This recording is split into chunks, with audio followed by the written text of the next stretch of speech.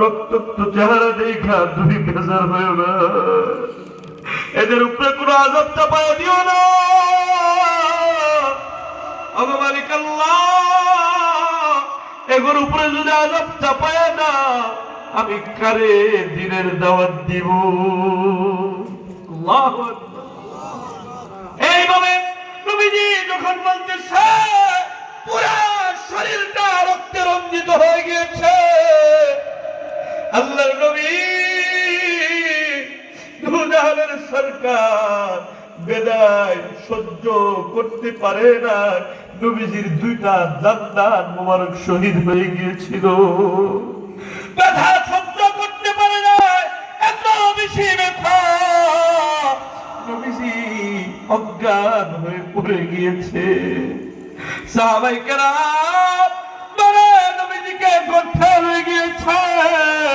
এদিক দিয়ে মক্কার কাফেররা ঘোষণা দিয়েছে, কুতিলা মুহাম্মদ, আমরা সাকসেস হয়েছি, নাউযুবিল্লাহ। কুতিলা মুহাম্মদ, নবীকে শেষ করে দিয়েছি। এই মুনাফিকরা এনজয় কর, মুনাফিকরা মাঠে ময়দানে স্লোগান দেওয়া শুরু করে দিয়েছে। আল্লাহর নবীর সাহাবীরা এই কথা শোনার পর পাগল হয়ে গিয়েছে। কার জন্য বাঁচবো, কার জন্য এই দুনিয়াতে বাঁচবো, কার জন্য এই দুনিয়াতে বাঁচবো?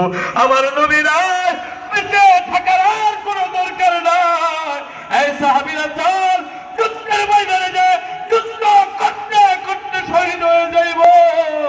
এই সাহাবীরা চল, সব সাহাবীরা পাগলের মতো যুদ্ধের ময়দানে ছুটতেছে।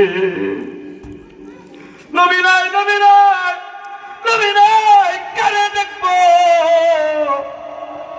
এইভাবে যখন ঘোষণা দিতেছে, আল্লাহর নবী একজন সাহাবী হযরতে হানজালা রাদিয়াল্লাহু তাআলা